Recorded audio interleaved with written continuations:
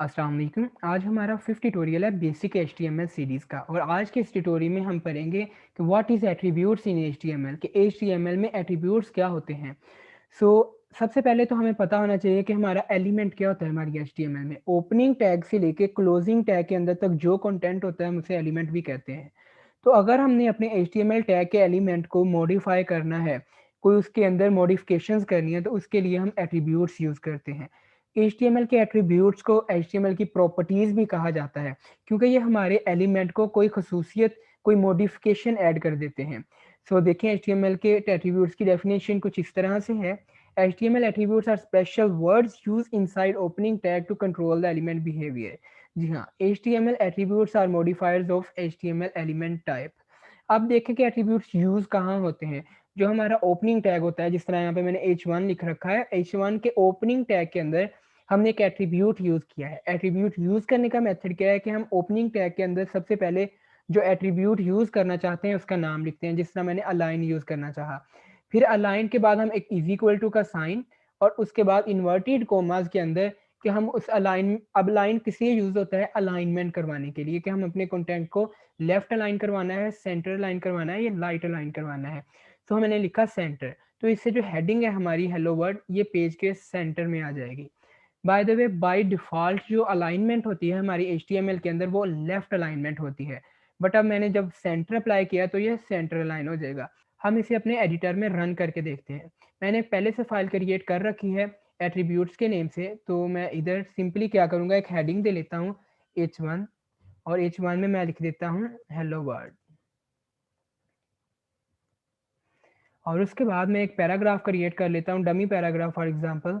मैं सिंपली लिखता हूँ पी और इसके अंदर लॉरेम लिखना मैंने, लॉरेम एंड 500। तो इससे क्या होगा, मेरा 500 वर्ड्स का एक पैराग्राफ जनरेट हो जाएगा। यहाँ एक बात और समझने वाली है कि जब इस तरह आप कोई बड़ा पैराग्राफ या कोई चीज़ लिख देते हैं, कोई लिंक बड़ा लिख लगा देते हैं, तो वो कितना नीचे देखें एक स्क्रॉल बार क्रिएट हो गया। अगर इससे आप जान छुड़ाना चाहते हैं, आपको एक शॉर्टकट की यूज़ करनी है, शिफ्ट आल्ट देन एफ। उससे क्या हो जाएगा, इंडेंटेशन हो जाएगी और आपका पैराग्राफ कुछ इस तरह से सारे का सारा आपके सामने शो होना शुरू हो जाएगा। तो सबसे पहले मैं अपने अलाइनमेंट अप्लाई करता हूँ अपनी हेडिंग के ऊपर। मैं सिंपली लिखता हूँ ALIGN। इससे क्या हो गया, अलाइन एक कीवर्ड है जो हम यूज़ कर रहे हैं। इसके बाद इज इक्वल्स टू और इन्वर्टेड कोमास के अंदर हम लिखेंगे कि हमने कौन सी अलाइनमेंट यूज़ करवानी है। बाय द वे, इसे सेव करवाते हैं और ऐसे ही चेक करते हैं कि ऐसे क्या होता है और अलाइनमेंट अप्लाई करने से क्या होगा। हेलो वर्ल्ड लेफ्ट साइड पे लिखा आ रहा है, पैराग्राफ की सारी अलाइनमेंट लेफ्ट साइड पे है। अब पैराग्राफ की अलाइनमेंट लेफ्ट है कैसे ये पता चल रहा है, क्योंकि राइट साइड पे स्पेसिस क्रिएट है, हर लाइन इक्वल नहीं है। इसका मतलब लेफ्ट साइड से सारी इक्वल है, इसका मतलब है कि लेफ्ट इंडेंटेशन है, इस टाइम पे लेफ्ट अलाइनमेंट है इसकी।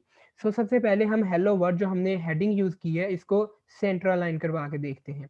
हम सिंपली यहाँ पे लिख देंगे सेंटर और इसे कंट्रोल एस से सेव करवाएंगे। सेव करवाने के बाद ब्राउज़र में जाएंगे तो हमारा हेलो वर्ड पेज के सेंटर में लिखा आ रहा है। बाय द वे, जो बाय डिफ़ॉल्ट अलाइनमेंट होती है, मैं अगेन बता देता हूँ, वो लेफ्ट अलाइन होती है। तो उसके बाद मैं इसे अप्लाई करता हूँ राइट अलाइनमेंट के लिए। मैं सिंपली सेंटर की जगह राइट लिख दूंगा, RIGHT। कंट्रोल एस करके सेव करवाते हैं और अपने पेज पे जाके देखते हैं। बाय द वे, जो हमने राइट अलाइनमेंट अप्लाई की थी वो आ चुकी है। और इसके बाद हमारे पास एक फोर्थ टाइप अलाइनमेंट की और होती है जिसे हम जस्टिफाई कहते हैं। अब जस्टिफाई क्या होता है, मैं आपको इधर यूज़ करके दिखाता हूँ पैराग्राफ के अंदर। मैंने सिंपली पैराग्राफ के टैग के अंदर लिखा है अलाइन। अब इससे क्या होगा, इससे हम जो अलाइनमेंट अप्लाई करेंगे वो हमारे पैराग्राफ के ऊपर भी अप्लाई हो जाएगी। By the way, alignment line एक ऐसा एट्रीब्यूट है एचटीएमएल का जो कोई भी टेक्स्ट एडिटिंग टैग के अंदर यूज़ हो जाता है। सो सबसे पहले मैं अपने आपको ब्राउज़र पे जाके अपना दिखाता हूँ। हेलो वर्ल्ड राइट साइड पे आ रहा है और देखिए लेफ्ट साइड से पैराग्राफ सारा इक्वल है, राइट साइड से रैंडम है, कोई लाइन आगे कोई पीछे है। तो इसको हम राइट साइड से इक्वल करने के लिए हम अलाइनमेंट राइट कर देंगे और इसे सेव करवाएंगे। सेव करवाने के बाद मैं आपको अलाइनमेंट दिखाता हूँ।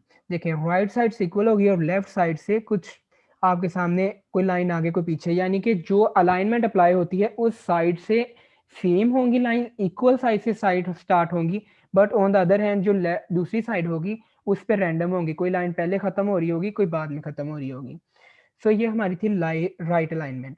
अब राइट अलाइनमेंट के बाद हम आपको अप्लाई करके दिखाते हैं सेंटर। सेंटर में कंट्रोल एस करके सेव करता हूँ और आपको ब्राउजर पे दिखाता हूँ। ना लेफ्ट साइड से इक्वल है ना राइट साइड से इक्वल है, सेंटर में आ गई है, दोनों साइड से स्पेस क्रिएट हो गई है। उसके बाद हमारे पास एक यूज होता है, उसे हम कहते हैं जस्टिफाई।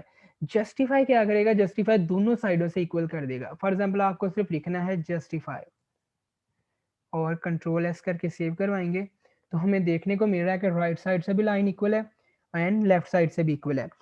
इसका मतलब क्या हुआ, इसका सिंपली मतलब ये है कि जस्टिफाई ने पैराग्राफ को दोनों साइडों से इक्वली इंडेंट कर दिया, मीन्स इक्वल अलाइनमेंट कर दी। तो उसके बाद हमारे पास इसके बाद हमारे पास एक रिमेनिंग टैग रहता था, जो मैंने लास्ट वीडियो में आपको कहा था कि और भी टेक्स्ट फॉर्मेटिंग एड्स होते हैं, तो वो हम नेक्स्ट वीडियो में करेंगे। वो हमारे पास फाउंड टैग था। अब फाउंड टैग होता क्या और इसका काम क्या होता है मैं ये बताता हूँ। क्योंकि जो हमने अभी ऊपर एक एट्रीब्यूट सीखा अलाइन, उससे हमने क्या किया, अलाइन एट्रीब्यूट से हमने सिंपली जो हमारी अलाइनमेंट थी टेक्स्ट की वो कर ली। अब हम चाहते हैं जिस तरह इधर मैंने ऊपर लिखा है फाउंड टैग, इस तरह जो हेडिंग है उसका कलर भी चेंज हो या किसी पैराग्राफ का कलर चेंज हो, पैराग्राफ का साइज मैं अपनी मर्जी से कर सकूं, जो भी मतलब जितने टेक्स्ट का करना चाहता हूँ। उसके बाद उसका फेस अपनी मर्जी से अप्लाई करूँ। अब फेस क्या होता है, फेस का मतलब होता है कि आप कौन सा स्टाइल अप्लाई करना चाहते हैं, means Arial, Verdana, time new romans, ये सब कुछ। सबसे पहले मैं अपना एडिटर ओपन कर लेता हूँ और मैं अपनी हेडिंग के अंदर ये सब अप्लाई करता हूँ। मैं हेलो वर्ड के अंदर सिंपली लिखता हूँ फाउंट, FONT। तो ये जो फाउंट लिखा है इसको टैग क्रिएट हो जाएगा। अब बाय द वे अगर इस तरह हम फाउंट टैग यूज कर रहे हैं तो ये कोई काम नहीं करेगा जब तक कि इसके एट्रीब्यूट्स इसके ऊपर अप्लाई नहीं किए जाएंगे। तो सबसे पहले मैं फाउंट का एक एट्रीब्यूट होता है कलर, वो अप्लाई करता हूँ। COLOR यूज करना है, COLOUR अप्लाई नहीं करना, UR इधर काम नहीं करता। तो इन्वर्टेड कोमास के अंदर मैं लिखता हूँ रेड और इसे कंट्रोल एस करके सेव करता हूँ और मैं अपने ब्राउजर पे जाकर देखता हूँ जो मेरी हेडिंग थी तो वो रेड हो चुकी है। इसके बाद हमारे पास एक और एट्रीब्यूट होता है जिसे हम साइज कहते हैं। साइज क्या करता है, साइज हमारे टेक्स्ट का साइज डिसाइड करता है।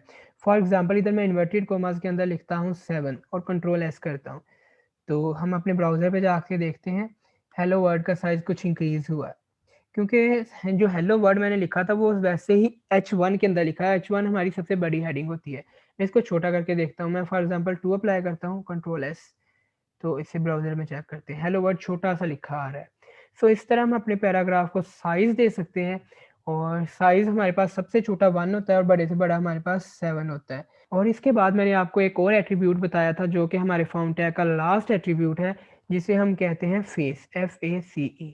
फेस लिखेंगे, इज इक्वल टू का साइन लगाएंगे, इन्वर्टेड कोमास के अंदर हमने सिंपली कोई भी टेक्स्ट का मतलब फॉर्म स्टाइल लिख देना है। फॉर एग्जांपल जिस तरह मैं लिख देता हूँ वरदाना और इसे सेव करवाता हूँ कंट्रोल एस करके और अपनी जाके देखता हूँ ब्राउजर पे, देखिए वरदाना अप्लाई हो चुका है। इसके बाद मैं आपको और अप्लाई करके दिखाता हूँ। फॉर एग्जांपल जिस तरह मैं सिंपली अप्लाई कर देता हूँ एरियल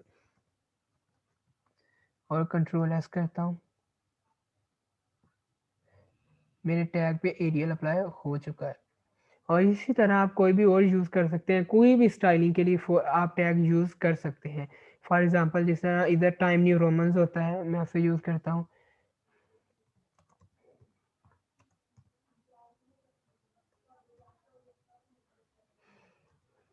और इसे कंट्रोल एस कर देता हूँ तो मेरे टेक्स्ट के ऐड पे time time new Romans apply हो चुका है। इस तरह आप अपनी मर्जी से कोई भी स्टाइल अप्लाई कर सकते हैं, कोई भी कलर अप्लाई कर सकते हैं, कोई भी साइज अप्लाई कर सकते हैं अपने टेक्स्ट के ऊपर।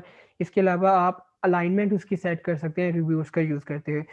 एट्रीब्यूट्स हमारी HTML के अंदर बेसिकली एक ऐसी चीज़ है जो through out the HTML use होने वाली है। हम उसके बाद एंकर टैग करेंगे, उसमें भी एट्रीब्यूट्स यूज़ होंगे, इमेज टैग करेंगे, एट्रीब्यूट्स यूज़ होंगे, वीडियो टैग यूज़ करेंगे, एट्रीब्यूट्स यूज़ होंगे। नियर अबाउट जो भी हम अब टैग करेंगे उसमें एट्रीब्यूट्स यूज़ होने वाले हैं। एट्रीब्यूट्स की प्रैक्टिस करके रखिए।